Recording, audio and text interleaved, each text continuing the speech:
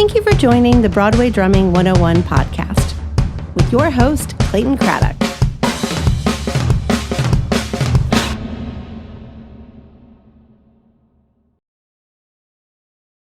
A freelancer mentality. You're a professional musician. You come to New York City. How does one deal with uncertainty, knowing that shows don't last long? You have to be versatile. Not only versatile musically, that's very important so that you can get all different kinds of gigs. You can have your Broadway gig, then you can do your wedding reception on classical guitar, or you can teach, or you can do the club date playing R&B, or the rock gig. The more versatile you are as stylistically, the more gigs that you can get, but also be professionally versatile. Now I'm a music coordinator, and it's not something I went to school for or something I said, I'm going to do that. It really happened organically for me. And like we said earlier in the podcast, I wasn't like a mathematician or anything like that, or a labor attorney. I didn't go to law school. So these are just, like Rodney Jones used to say, they're caught, not taught. You just get it, So, the things, you realize, oh, wow, I have those skills. I didn't realize I could do that. So, contracting has become so big for me that now I don't play on a show. I had played on a show nonstop for 20 years, back to back.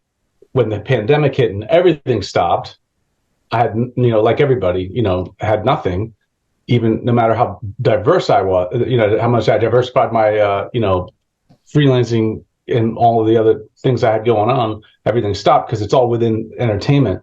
When things started coming back, the contracting one by one started, the shows started coming back, the tours and Broadway. But my show, I was playing on Frozen at the time of the shutdown. So that show had closed. They closed up. They said they're not coming back. So it was the first time I didn't have a show at night, which was a new experience for me. I wasn't getting on the bus or in the car to go into town every night to do a show.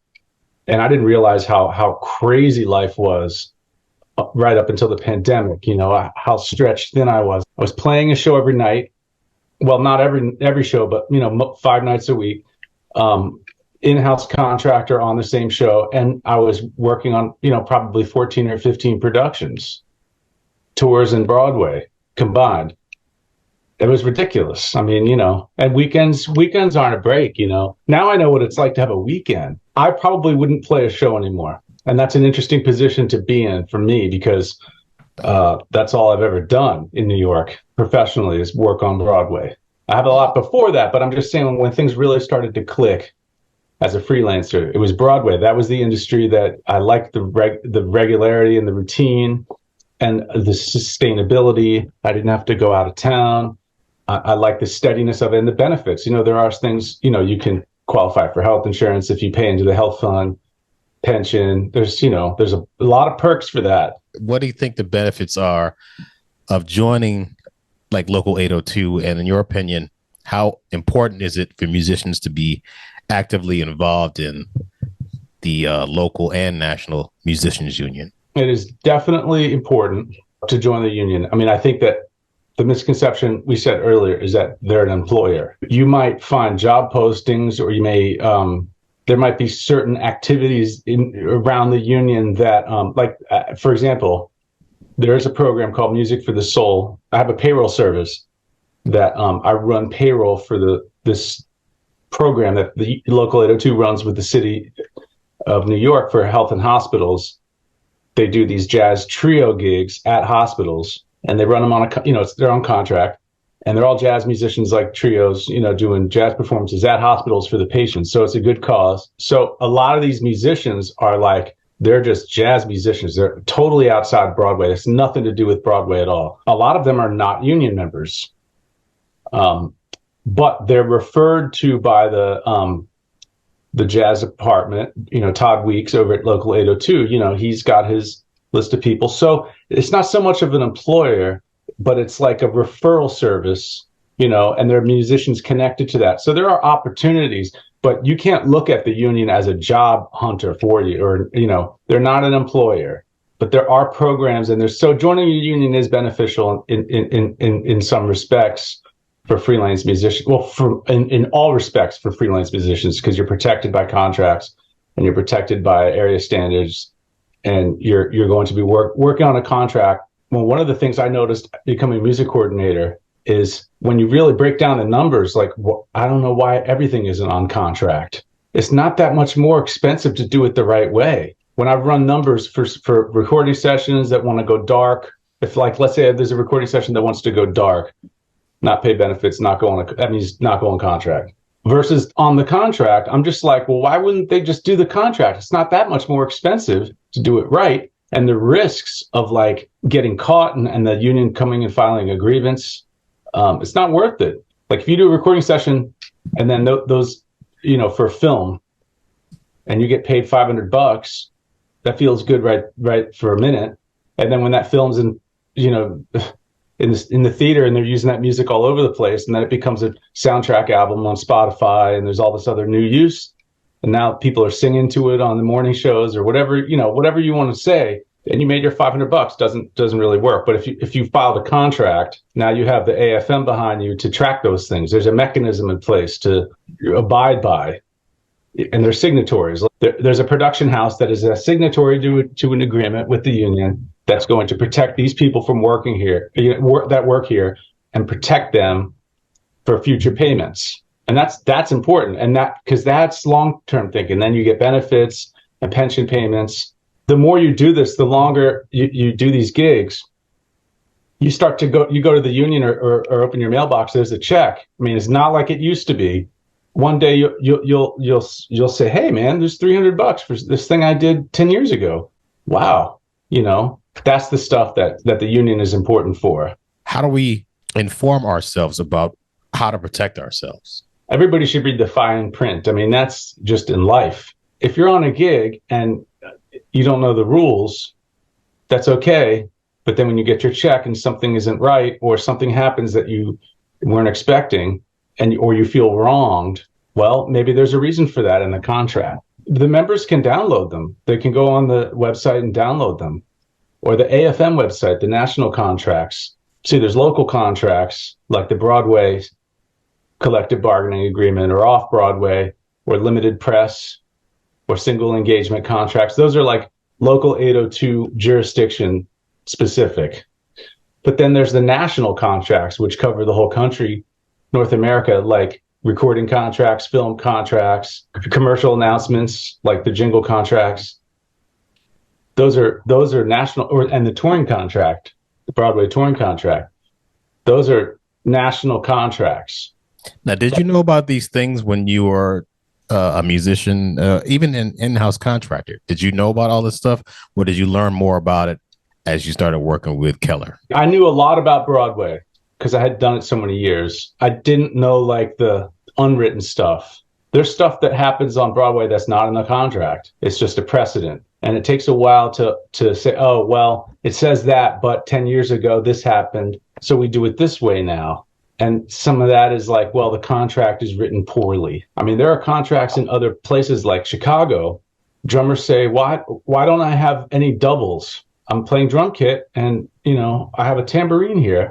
Why isn't that a double? Well, there's an argument to be made that it should be a double, but a mounted tambourine is not a double, or a cowbell mounted, it's trap kit. The contract says one thing. It does not go into specificity about percussion doubling. It's really bad. You have categories: mallets, orchestral, and then it doesn't even say Latin. I think it says hand drums, or it might even say Latin drums, like bongos and congas and stuff. Mm-hmm. It might even use that word. So what about djembe? That's not Latin percussion. Yeah, I was about to ask you about that. Interesting. It's not written. So what do you just not give a double? Someone is playing a djembe? Where does it fall? You can't see. That's what I mean.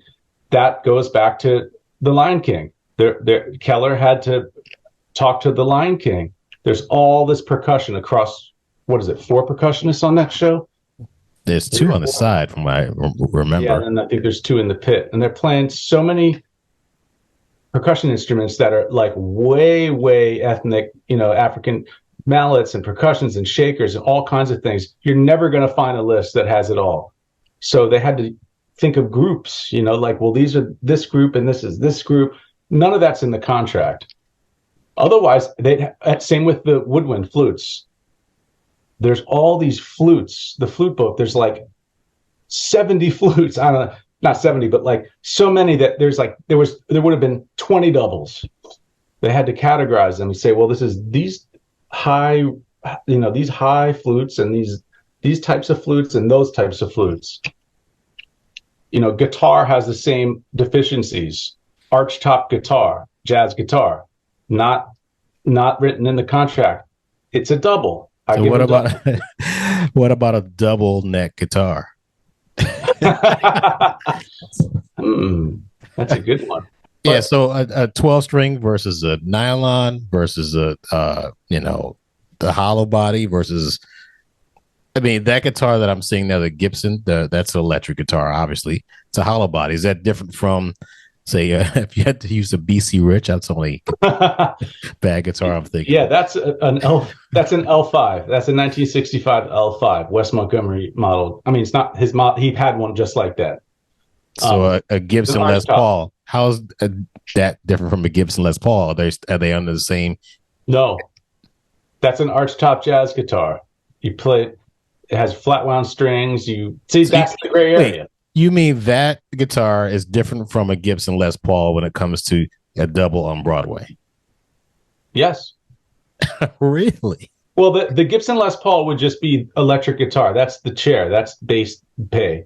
Les Paul, Fender Strat. Whatever. Yeah. Yeah. Well, Telecaster. There is a common rule of thumb that if an orchestrator writes in, I want a Les Paul here in the score, like it's an electric guitar part and there's strats or telly, whatever the player decides to bring, fine. And then somebody writes, this has to be a Les Paul. And they have to bring a second guitar. A conversation would need to take place like, well, it's a double, even though it's not. It's still an electric guitar. It's just another one. Who cares? Yeah, well, okay, now let's get back to drums. I am Andres, and I have the regular snare drum, 14-inch snare. Oh, I need a marching snare. I need a piccolo snare. So those are all doubles, or are they? Is that the? Nope. But it's all snare drums, so it's all under a trap set. It's all under the. Yeah, they're snares. Snare family. Hey, I didn't write the contract. What I'm saying is there's a line you have to balance what's reasonable. I've had this conversation: electric 4-string versus electric 5-string. Why isn't it a double? Well, could you play the whole show on a 5-string? If the notes weren't below the low E, you could still play the whole show on a 5-string. So why do you need the 5-string then? Well, I want the lower notes. Well, if they're written, then you need a 5-string. Okay, well, then you don't need a 4-string. Do you know what I mean? It's like, but fretless has no frets. You can't. It's a different instrument. It's technically different. The technique to play that instrument is completely different. It's a different. Okay, instrument. I get that.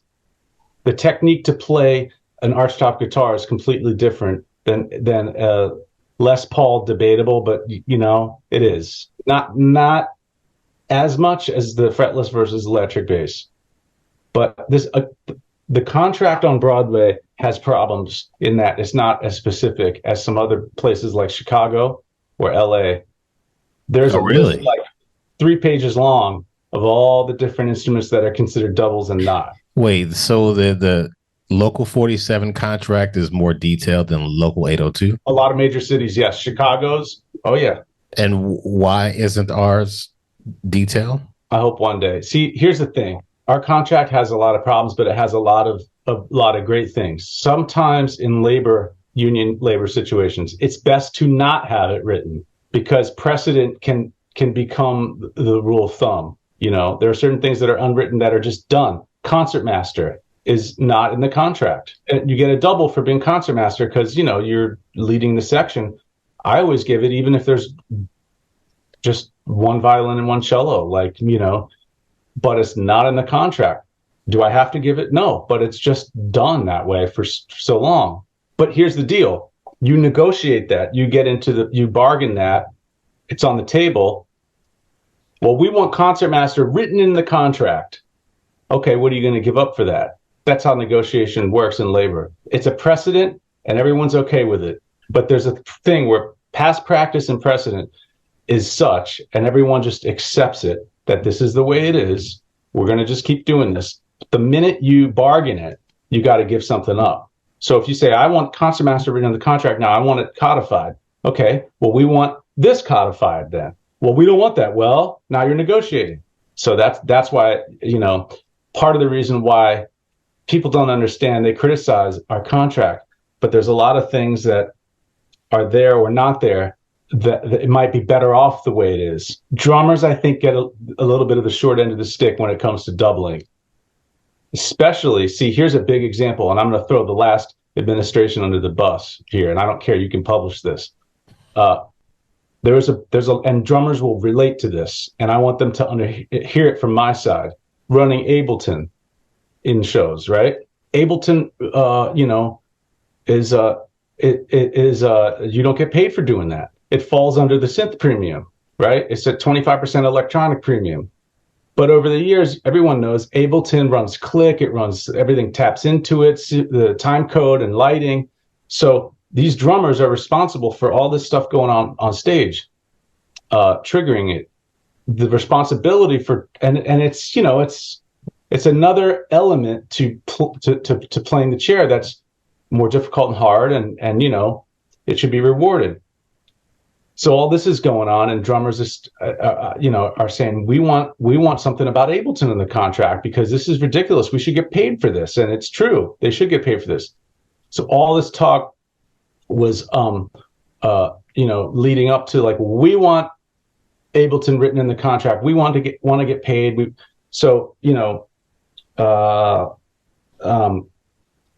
Basically, the thing was that there was a trade-off. Well, who's going to operate it? The music director or the drummer? Well, when the drummer does it, they want to get paid. Well, then why don't you just send it to the sound department, let them run it on QLab or something. Just give it to them. That's the way out. Or if you're a drummer, you can say, yeah, I don't know how to use Ableton. I'm not good with computers. I can't do that. All right, well, we'll just have someone else do it. Like, there was a little bit of power in that. No one can make you do it, right? You're like, that's not a drum. I don't know. I don't know how to operate that. I'm uncomfortable. I don't know. You could do that. Or you could say, I'm only doing it if I get paid, and then now you got to go to the union and get them involved. So what happened? So enough voices of drummers were like, we need to do something about this. It's becoming out of control. It's a demand now, and it's almost expected. We need to get paid, or we need to say no. So the last administration, who was very inexperienced and whatever, wrote in the contract, it got in the last negotiation, all Ableton, and they used the word Ableton, which is so stupid. Because in 10 years, it's not going to be called Ableton. It's going to be called something else. It's like in the contract, they have Oberheim in there. You never want to have names of products because it's going to be obsolete. And then you're arguing about, well, what's an Oberheim? Is this a module? That language is in there. Well, I play 2 keyboards. This is a module. Well, it's not a module. It's still, like, we're having these discussions. Guitar players too. So they say anyone playing Ableton, they use the word Ableton. Ableton can only be operated by an 802 member. Oh, so it can't go to the sound period. board. No, nothing about pay. And they're like, yeah, see, Ableton has to be by an 802 member now. We can't let anyone else to. It's like, no, you idiot. We want to get paid. So now drummers don't have a choice. If the show wants to use Ableton, you have to do it. Or someone in the pit for no extra money. My point in all this is, don't even put it in. If there's a precedent, go with it. Yeah, the drummers don't use Ableton. We don't do that anymore. It's QLab. We don't know how to do that. Or, you know what? The last show I did, that drummer got an extra 25%. And then this contractor might say, yeah, our drummers do like concertmaster. It's just you start to set a precedent. I started doing that with something else I'm not going to talk about. I set a precedent knowing that there was a window for me to be able to do it, knowing that it's a technology for guitar players that is very annoying to use, that requires lots of programming, that was kind of dumped on them for no extra pay. So I set a precedent that hopefully will catch on. But it's like, you can't, once you write something in, you got to give something up. That's how negotiations work. Speaking of negotiation, I've learned to be better at it, and I've never really shied away from it. And I find it actually fun, because it's like, somebody is hiring me for a specific service, and I want a specific amount of money or specific conditions. When it comes to Broadway, there are things that probably aren't written in the contract. Like, if I get hired to play a show, we need drums in the pit. There's nothing in the contract that says the production has to provide a drum set. The production has to pay for a drum set. The production has to rent a drum set. Drummers probably don't even think about this stuff until they either get a show or, have to think, oh, I'm going to bring my drums in. It's like, am I getting paid for this? How does this work? How have you thought about these things recently, as far as like bringing your guitars and bringing drums in? Have you thought through those kind of things? And what do you recommend drummers know about negotiation? Tell me what things drummers should probably know about those kind of situations. You're right. On a Broadway show, drums are, it's like a violin or guitar. That's your instrument. So you have to show up with your instrument. And as unfair as that may be, the contract does say keyboards and percussion will be, purchased or rented by the production will rent that, not drums. Doesn't say drums, says percussion items and keyboards. So that may be unfair, but it is what it is. So you got to bring your drum kit. So if a contractor calls you and says, I'm hiring you for this show, we get into the theater on September 17th, and you'll load in your kit on the 16th. And you say, well, I'm not using my drums. I'll say, well, then we'll call another drummer. Sorry, you don't have a choice. Now, and I've heard that some productions rent drums from the player. They don't have to. So either that was negotiated for some reason, I can't answer that, or the contractor didn't know any better, or the production didn't know any better. It's rare. I've never seen a show where the drummer has a kit that's rented, except, here's an example. The band is on stage. Well, the scenic wants a white drum kit. Well, you're the drummer. I don't have a white drum kit. All right, well, we got to buy something. I bought kits when the band is on stage. That is true, because there's a visual element to that. But after that, your drums. Now, of course, there could be some things like in Hamilton, all those snares, we bought those because, the rope tension, custom, military style snare, like Andres didn't have that, or what, we had to buy certain elements. Drum pads, that's production buys that. But, cymbals and stands and drum kit, yeah, the player buys those, brings them. And in the cast rehearsal process, that's free for all. You can say, well, I'll bring my drum kit in, but I need a rental. No, we don't want to do that. All right, well, then you'll rent them somewhere else. Now, why isn't that in the contract? As life goes on, I get as detailed as humanly possible. When I get asked to play a gig, where is it? Who am I playing with? What time do we start? What time do we end? Are we getting fed? How much are we getting paid? When are we getting paid? And in what fashion are we getting paid? All right. What songs are we playing? So when it comes to playing a show, okay, you want me to do this rehearsal. What time do we start? What time do we end? When is lunch? Do we have, and the thing about it, we're following actors' equity breaks on these workshops, which is fascinating. What are local 802 breaks? Who takes precedent here? I mean, obviously there are more. You're talking about breaks now? Yeah, yeah. But I'm looking at the details. So when it comes to renting a drum set or getting a drum set for the rehearsal stage of a show or workshop, why aren't those things in the collective bargaining agreement? Do you want that? Do you want drum rental for cast rehearsals in the contract? Well, if it turns into something where this show is going to be on Broadway and you got to bring your entire drum set. Say, for instance, you only have one drum set. I got to bring my only drum set to play the show for 5 years, 3 years, 1 month, whatever. Buy another drum set. It's New York. It's Broadway. Come on, you're a professional. No, I'm serious. I have a show. I just got called for a show. It has a mandolin part. I don't have a good mandolin. Well, do I expect the show to buy me a new mandolin? No, I'm not. I'm not an entitled prick.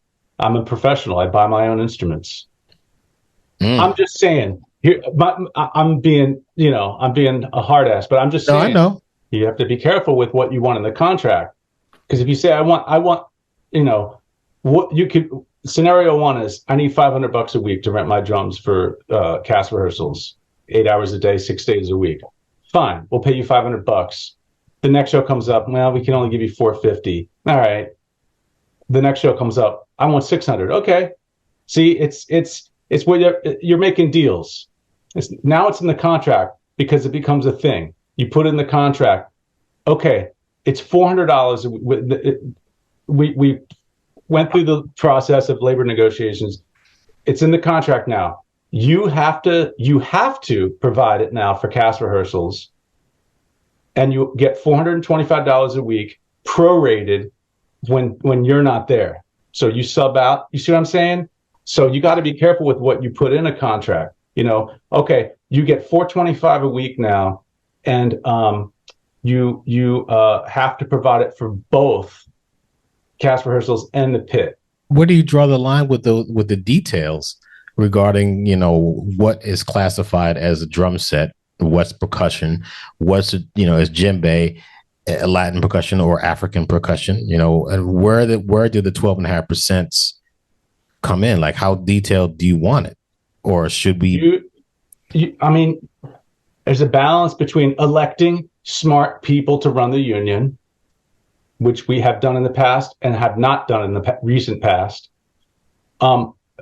and having reasonable people in management and music coordinators who I always want people to get paid. I started a payroll service because I was tired of going to the check window at the union during COVID.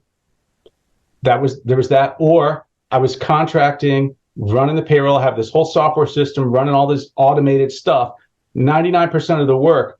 And then the last 1% is actual cutting of the checks. And then I had people saying, hey, I never got my check. Where can I get my check? Where is it? And I'm like, oh, I don't know. Someone else cut the checks.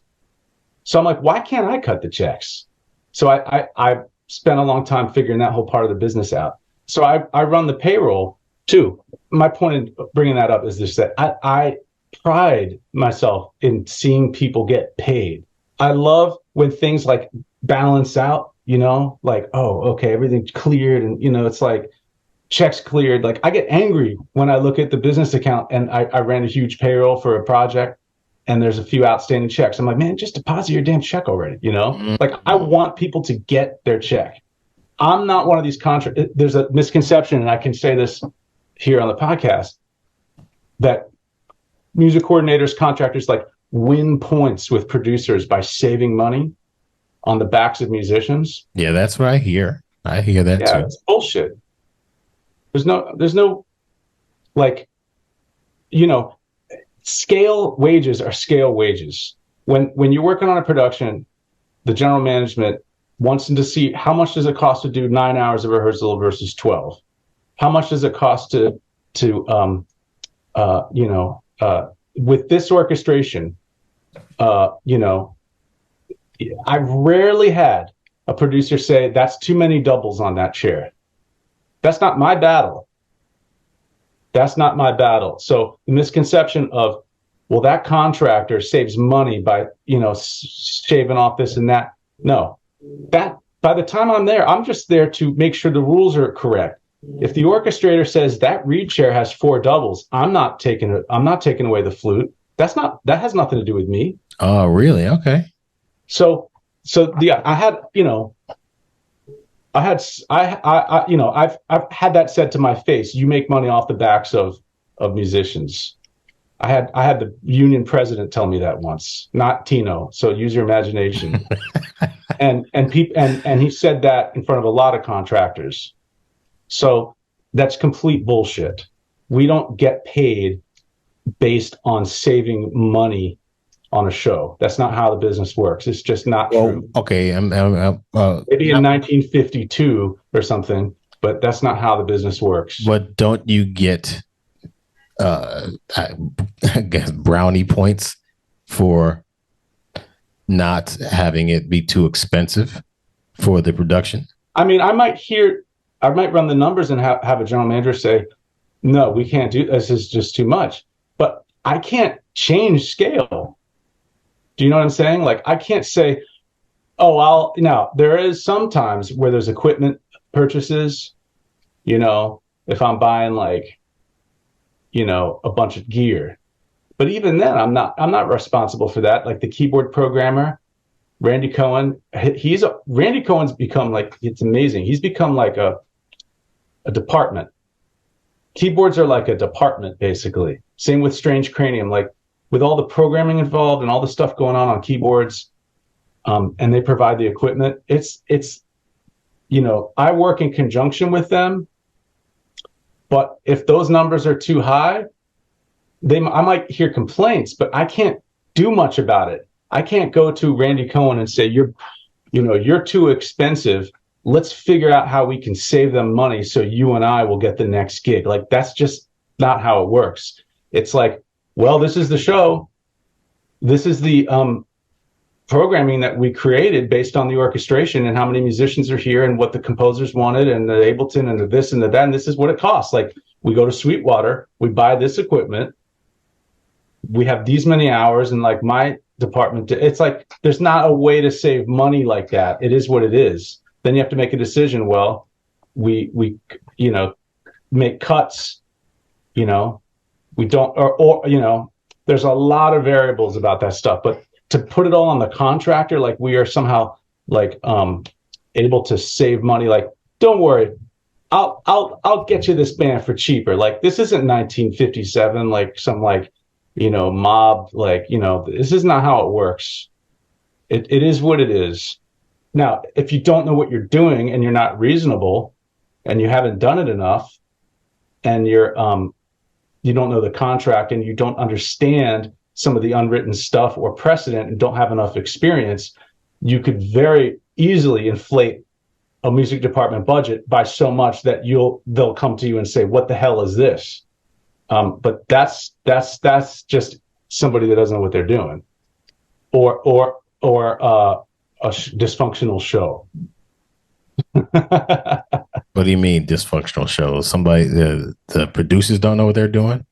No, I'm just saying you might have a music department from the top down that wants the world, that just wants everything on this show. This show is the greatest show that has ever been on Broadway.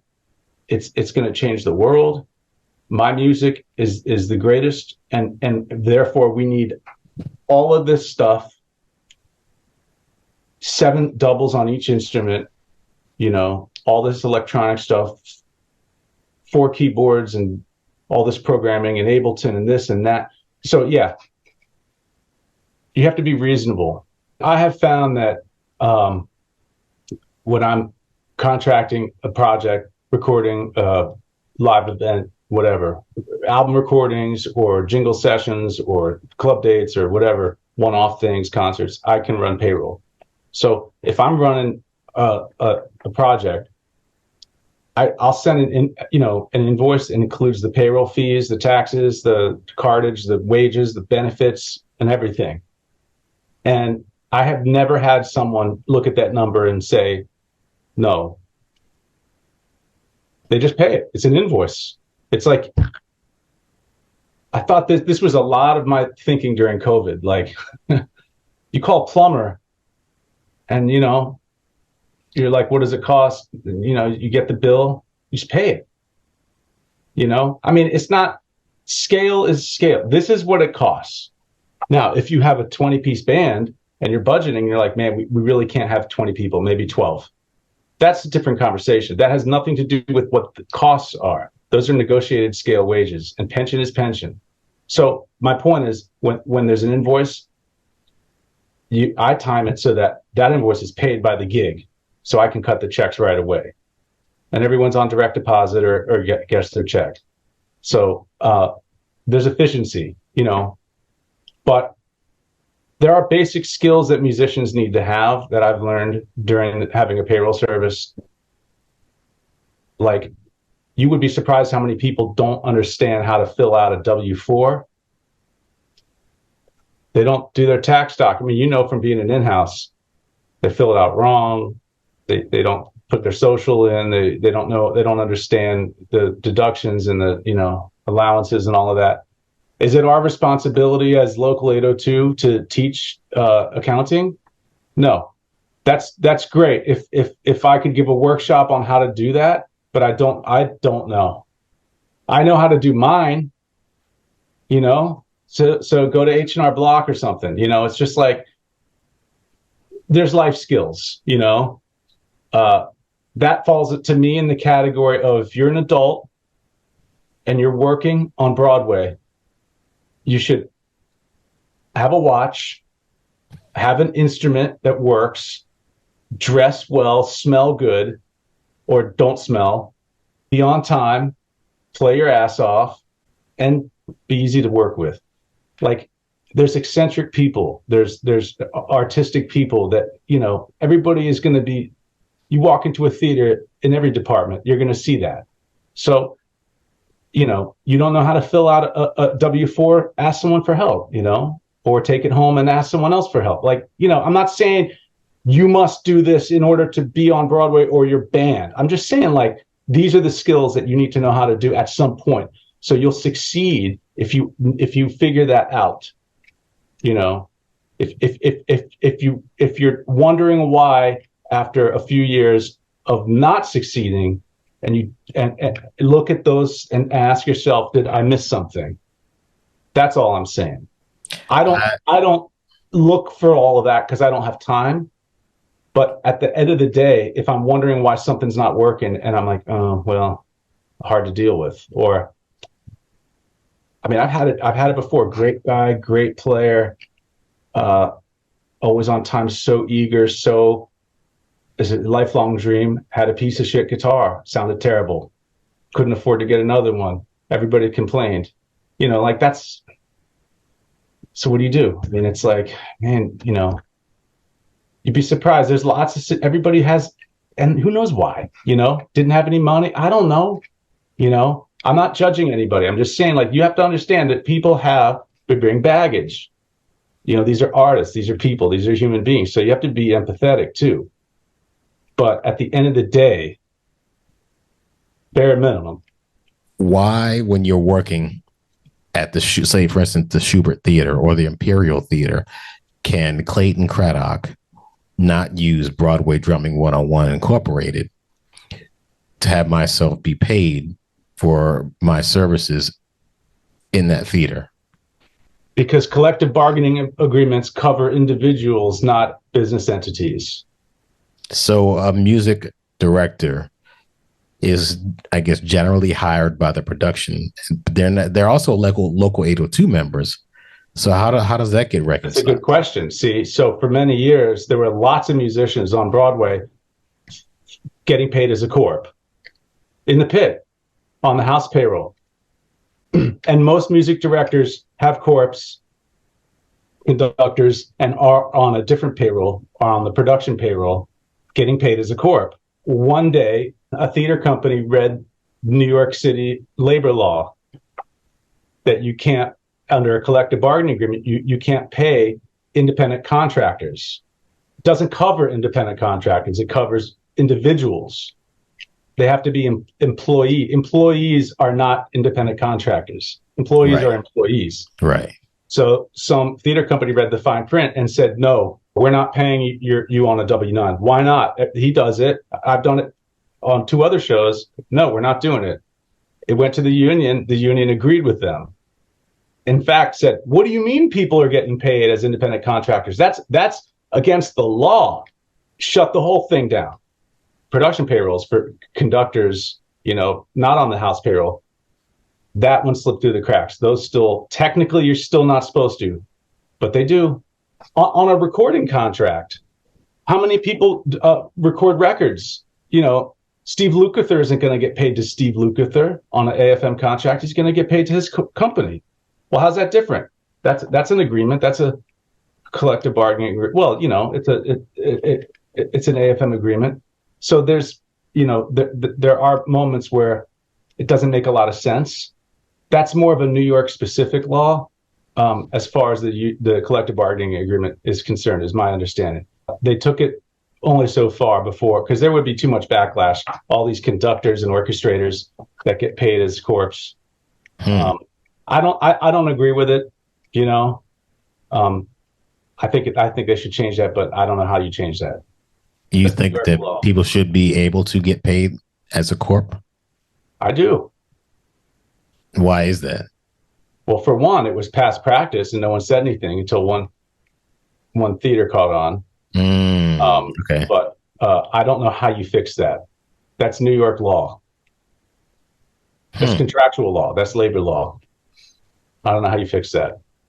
And for musicians that are musicians, and we spend our time learning our craft, getting our instruments, not smelling, as you say. It's a problem, by the way.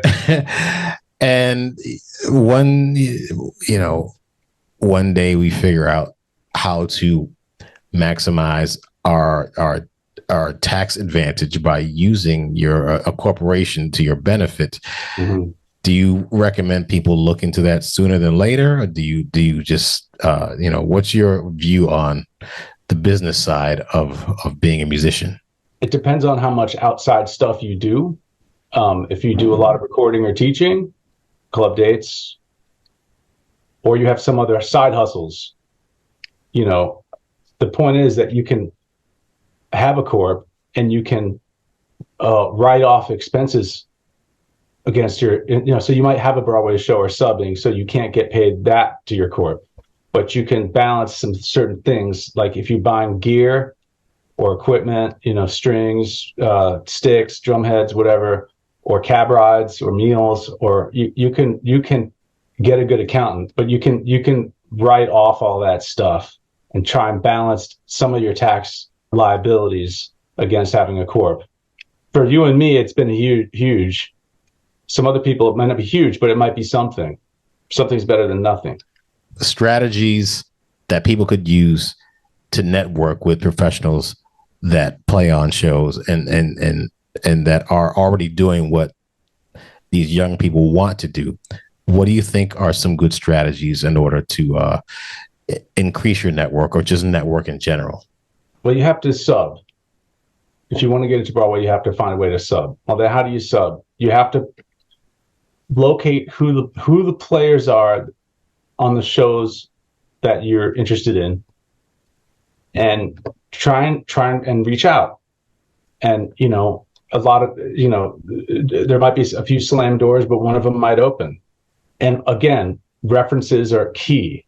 So it's a small world, right? So like, I've had people reach out to me that I don't know, and they'll say, "Hey, I want to," and by the way, I try and get back to every single person that reaches out to me, because Keller always did that. Even if I don't have anything to offer, even if I'll keep you in mind. I'll refer them to my website to upload their information and their bio and their resume. But I'll say I'll keep you in mind, and I do. But if someone says, "Hey, I met Clayton Craddock, at his gig the other night, and he sounded great. I was hanging out with him," like some hook, some way for me to say, "Oh, well, maybe I'll just call Clayton and see." And then Clayton says, "Yeah, that guy was cool. I dug his vibe." And hey, I saw him play. If there's a way to find contact the drummers, hang out with musicians, and at some point there's going to be a link. There's going to be a person who knows a person, and that's how what I mean when I say referrals mean everything. To the point where if I'm looking for a musician, I'll call Richard Hammond, and I'll say, "Hey man, who are your subs right now? Who do you like? Is there any new person that came and watched your book and or sub for you that's new, and who do you dig right now? Who might?" And he'll say, "Oh man, there's this bassist that came and watched, and she was amazing, and she did this, and she's from out of town. Great bass player, Vivi Rama. I did a show at the Public Theater in 2017 or 2018, and the composer said, I have a friend from LA. She's awesome." And I said, "Okay, cool. I'm not going to stand in the way." And I loved her playing, and I loved her vibe. She was super cool. Didn't get to know her that much because it was a short run, but I kept her information, and I forgot about her. She moved back to LA, just forgot about her. And she reached out to me, and she said, "Hey, I'm moving to Montclair with my wife. We're going to be moving, and we're relocating. I don't know. I remember you live in the area. We could hang out, or maybe if you know of any shows, just checking in." And I was like, "Oh wow, she's moving here." So I recommended her for a couple of other gigs, and the feedback was so great. I put her on another off-Broadway show, and I would have put her on a Broadway show. I just didn't have anything at the time. She got snapped up. She's at the Britney Spears show right now. She'll be on the next show. So she's in the scene. The advice is you got to just find a way to link up with somebody who you admire, and be easy to work with, and that they'll vouch for you, because referrals are everything. Referrals are everything, because it could go the other way too. Someone could say, and that word travels fast. Like Sean McDaniel said famously, I like to spread this one around. He says, "If you're good, we will hear about you." He's right. You don't need to even have. I mean, you should do all those professional things, but if you're that good, we will hear about you.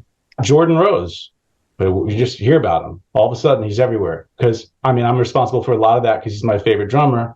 No offense to my other favorite drummers, Clayton. No, but for real, we talked about this on Jordan's thing. But I'm just saying, he's one of those guys. You play great. You don't have to do anything. Just play. Mm-hmm. Jared Schoenig. I remember Jared Schoenig's another monster when he started subbing at Grease. And he's a big presence, and he's a great, amazing drummer. And he worked his way into every situation. He'll be working on Broadway as long as he wants to, because he's fantastic, and he works on everything. Started subbing. If somebody needs to get in contact with you, how do they do so? Call my agent.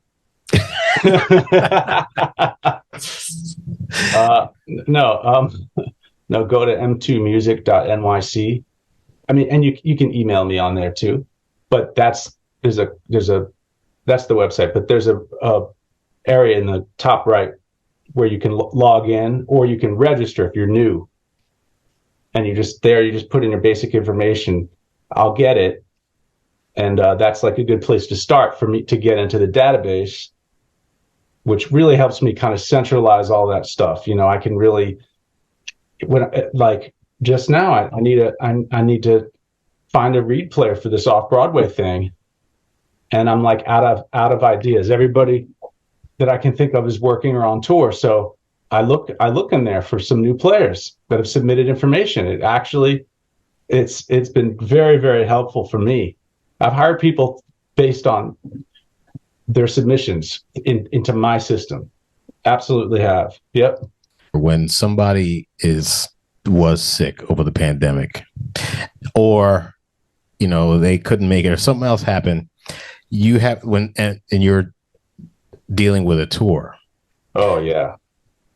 How do you have a network of musicians in each city across the United States, or do you just rely on the locals in that particular area? So there are Michael Aaron's is in, and Michael Keller's in every city.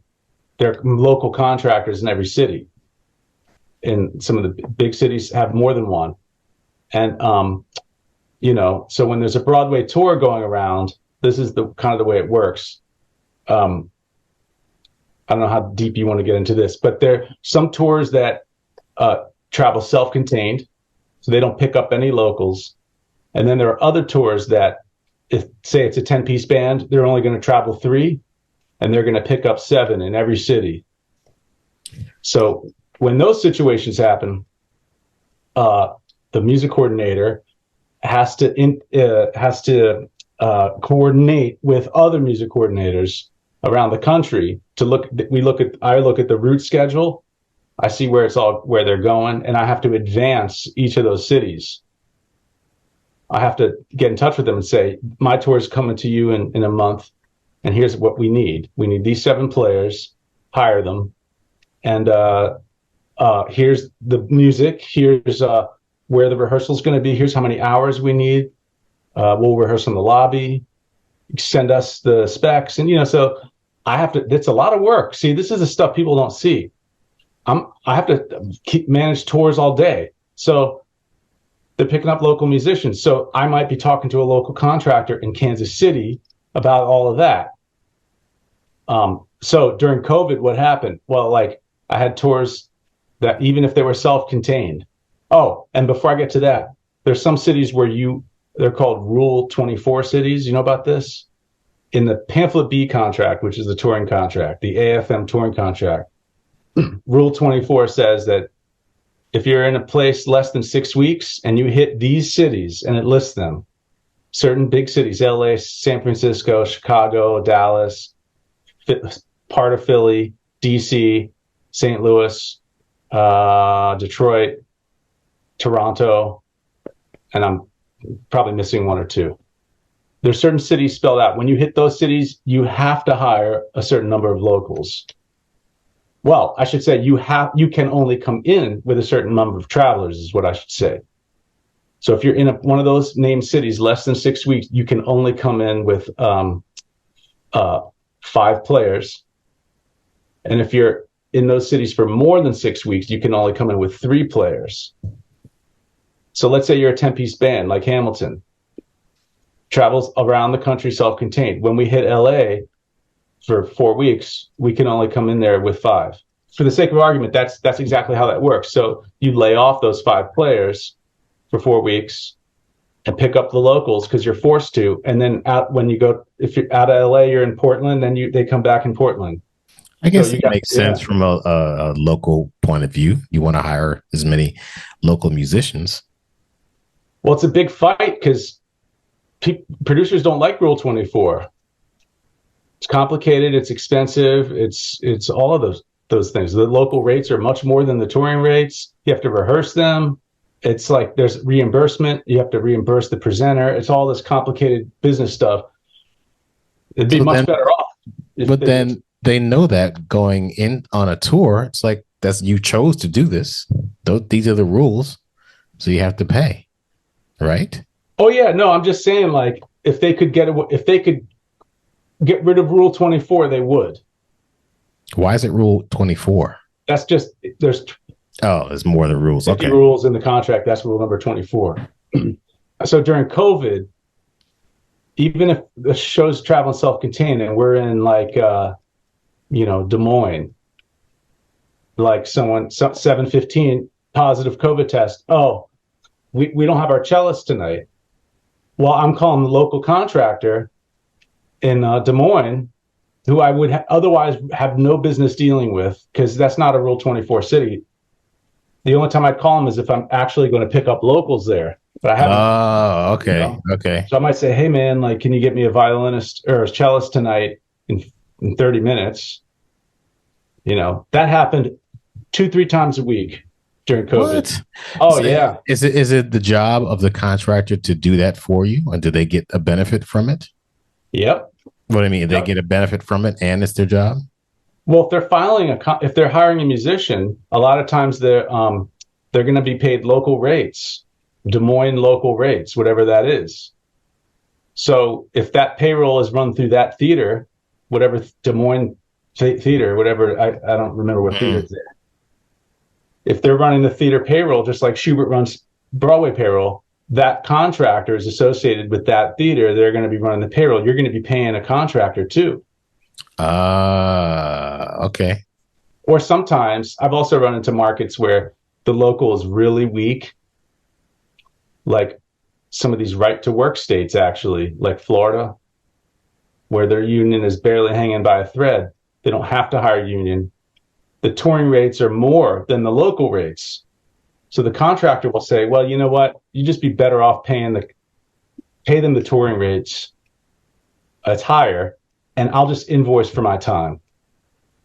Like I'll just, it's a little bit. So the player's going to get paid on the either way, they're going to be on a contract, but they're better off getting the touring rates because it's higher. See, all this is all shit you got to know. Oh, the contractor hires the band, and then you never see him again. What a nice, cushy job that must be. They have no idea. No idea. But we didn't even get into the playing.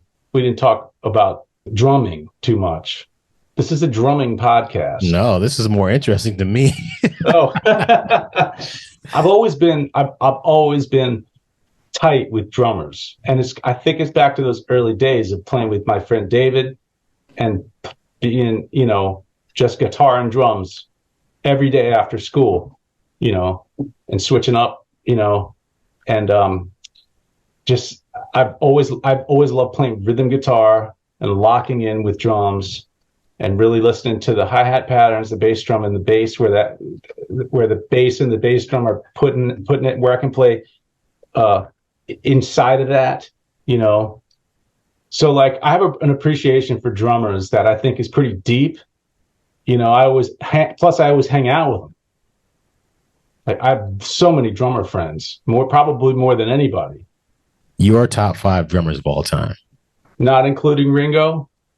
Yes. Okay, because to me the Beatles are above, like they're in their own category. They don't, like people say, what's your favorite band? It's not the Beatles because they're not a band. They're like beyond. You have to take them off the table. So not without Ringo. Okay, so John Bonham, Steve Gadd, Dave Lombardo, Elvin Jones, Steve Jordan, Buddy Williams. There is nobody that plays it down where he does. It's just, there's just a thing when you hear a player like that where they put it and the sound of the drum and the feel, it's like, I can't describe it. It's the pocket is unbelievable. It's music. It's not just drums. And I played, I remember one time on a sound check, we were just doing Band of Gypsies, Hendrix stuff. He's all over that. I mean, he's a great rock drummer too. But the pocket, it's just, and not just funky, just sound. It's just, to me personally, he's my favorite really deep connection musically that I've never felt before and since with Buddy. That's amazing. No, I'm not kidding. I don't know if I told him that. I haven't played with him in probably 20 years, but I've never forgotten that. He's going to hear it now. Better. Top 5 guitarists of all time. Take out George Harrison out of the mix. George Harrison. Okay, George Benson, Wes Montgomery, Grant Green, Jimi Hendrix. That's 4, and then the 5th. No Eddie. Really tough. No Dave Mustaine. What? I want to say like a you know what? Albert King. Really? No Shredder? No, none of the metal people from... Really? No. Why? When I played metal, I was never a soloist. I could do it, but that wasn't my thing. My right hand, James Hetfield was like my idol because I always felt that his right hand was the drummer of Metallica. Yeah, pretty much. Yeah. So the speed and the power of the rhythm of the right hand and the chugging and the galloping and all of that, the rhythmic stuff that was going on with Metallica, like I was always way more into that than like the dive bomb, like harmonic, Steve Vai stuff, or even the Slayer side of it, like the really crazy, like shredding, and I could do it, but that wasn't what I liked riffs better than that. Are you a Tom Morello fan? I do like Tom Morello. I like the band Rage Against the Machine, and I like Tom Morello. He's an interesting player. He's definitely very, very unique. Who are your favorite riff inventors of all time? Oh man, well, Tony Iommi, James Hetfield, Angus Young. I really like Steve Cropper. Yeah, there's some interesting people on those lists. I'm in this interesting place now where I'm like, I wasn't on a show, and contracting started coming back, and I was, for the first time in 20 years, not on a show, and I was thinking to myself, wow, well, this is the first thing Keller said to me when we started working together. He's like, are you sure you want to do this? You're going to have to stop playing. And I said, what? I'm never going to stop playing. Why would I do that? He said, oh, you'll see. And I'm like, I'm not going to stop playing. And 8 years in, I got to that crossroads where it was like, well, now I'm not on a show, and then COVID happened, and then I'm like, well, now I really don't have time to do both. I was crazy for doing both. Wow, now I know what he meant. But then I started thinking, well, I don't have to stop playing. I might stop playing Broadway for now, but that's when I was like, well, I got nervous. Like, well, I'm not playing every day. My chops suck. I'm not, like I'm so busy working all day on the computer and phone calls and meetings and all this shit. I guess that's it. My days as a musician are over. But then I learned to accept that and started shedding again for me, not for a gig, for me. And it took about 2 weeks. I kind of got it back.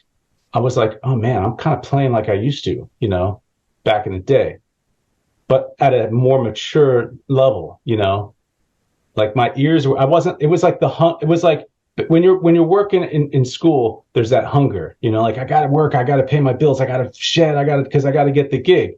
When I was at my height of contracting and playing on a show, I wasn't really inside the music. I was muscle memory.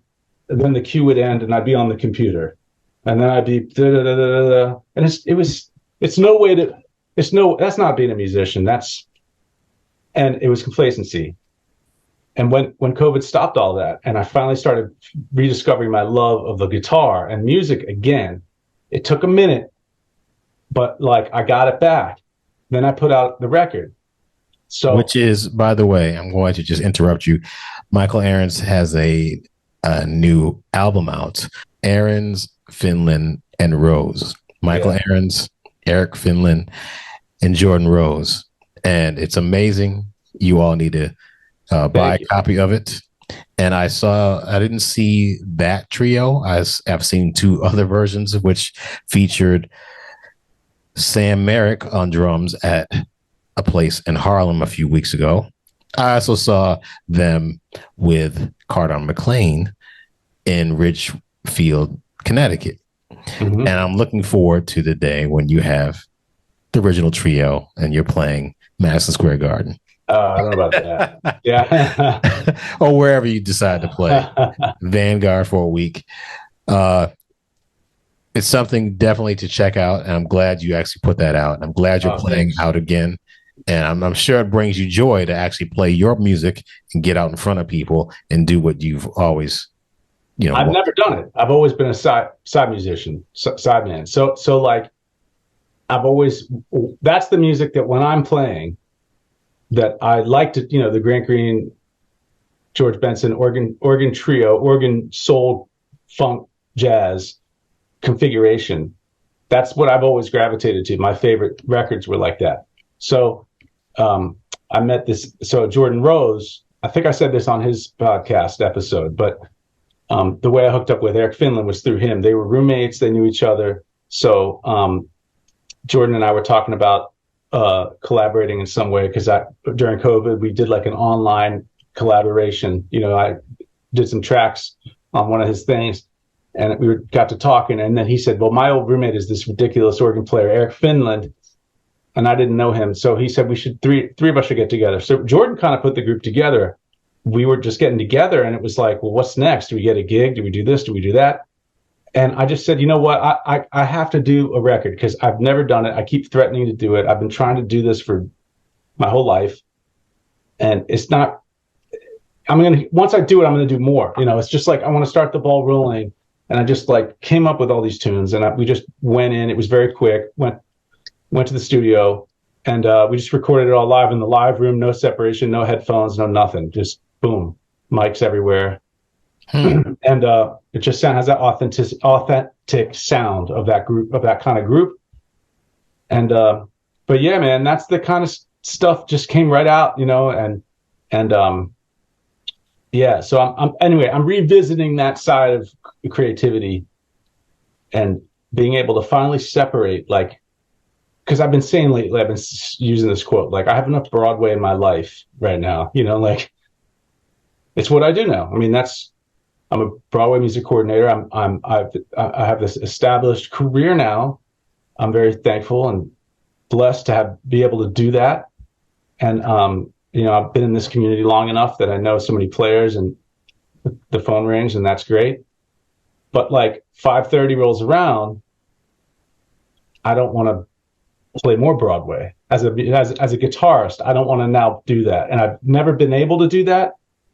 I know most people can't. It's taken 20 something years, but I tried it right after COVID nervously, and it worked out. So I'm just riding that as long as I can. I'm not saying I'll never play Broadway again, but it's not my focus. Let's just say that. Being a self-aware musician is important. In other words, understanding your own limitations is important. So in other words, knowing what gigs not to take. Don't put yourself in positions where you're going to cheapen either what you're trying to get or do, or your brand. And what I mean by that is, back in the you have to, I mean, that it's hard, because when you're starting out, my teacher, Mr. Newman in Duke Ellington, said, never say no to a gig. You just never say no to a gig. That's how you get started. So when I started out, I never turned down any gig ever. And I was like, fine, there's some legit classical guitar. I'll figure it out. I'll learn it. And I did. And I shed and I learned it.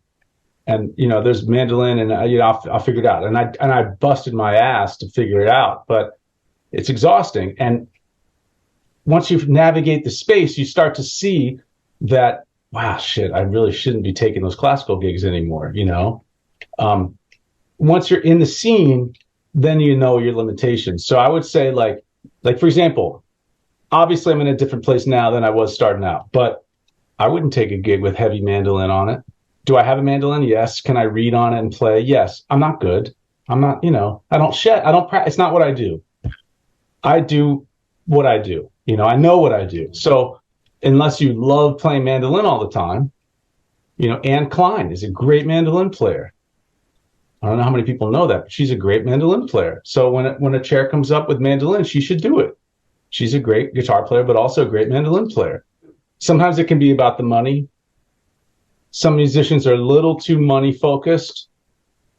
Like, you have to weigh, what does it pay versus what is the opportunity that lies after that. So if you're doing a gala and and it pays shit, but there's a composer that's playing piano who has 3 readings that you heard about, you probably want to do that, because you might play great and he might want you to do one of those readings. That reading could turn into the next to normal, So you want to be in the position where you're seen and heard by new people. So you have to know what the gig is.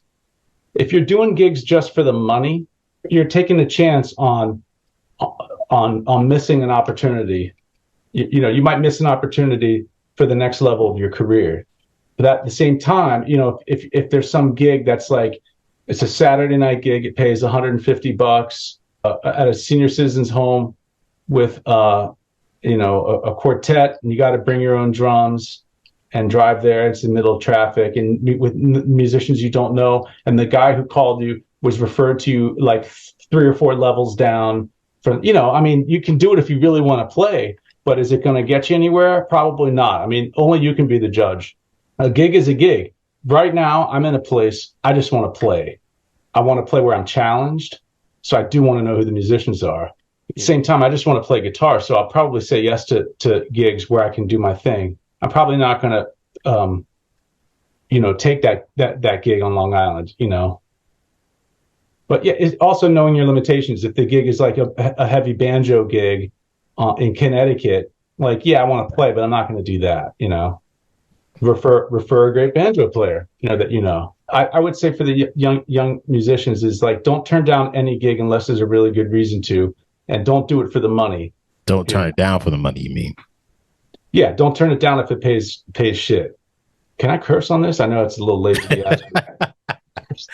Thank you once again, Mike Ahrens, Finland, and Rose. Check out that album, M2 Music. www.m2music.nyc. Oh, and the M Squared Music Instagram too. M2 Music NYC. Thank you once again.